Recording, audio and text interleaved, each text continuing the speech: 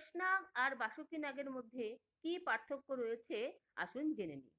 শেষনাগ এবং বাসুকী নাগ দুজনেই হিন্দু পুরাণে অত্যন্ত গুরুত্বপূর্ণ এবং মহাশক্তিশালী নাগ, কিন্তু তাদের ভূমিকা, পরিচয় ও গুরুত্ব ভিন্ন।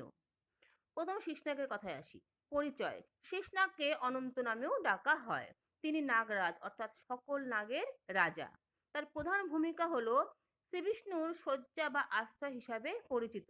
ভগবান শ্রীবিষ্ণু ক্ষীরোদসাগরে শেষনাগের ওপর শয়ন করেন। শেষনাগ তার হাজার ফণার মাধ্যমে পৃথিবীকে ধারণ করেন। এই কারণে তাকে অনন্ত অর্থাৎ অসীম বলা হয়। তার রূপ হলো সাধারণত হাজার ফণাযুক্ত বিরাট সাদা বা নীল বর্ণের নাগ হিসাবে বর্ণিত। তার প্রতীকী অর্থ হলো চিরকালীনতা, স্থিতিশীলতা, মহাশক্তি ও সৃষ্টির ভিত্তিকে প্রতিনিধিত্ব করে।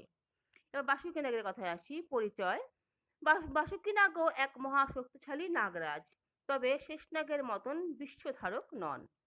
তাকে প্রায়ই নাগলোকের রাজা হিসাবে চিত্রিত করা হয়।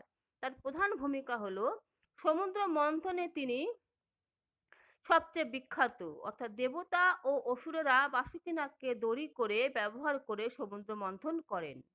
তিনি শিব ভক্ত হিসাবেও পরিচিত। অনেক কাহিনী অনুযায়ী শিবের গলায় থাকা সাপটি বাসুকী নাগ। তার রূপ বিভিন্ন পুরাণে তাকে এক ফণাযুক্ত নাগ হিসাবেই বর্ণিত করা হয়েছে। তার প্রতীকী অর্থ হলো শক্তি, মন্থন, রূপান্তর ও তপস্যার প্রতীক। নমস্কার। অবশ্যই চ্যানেলটি সাবস্ক্রাইব করবেন ভালো লাগলে।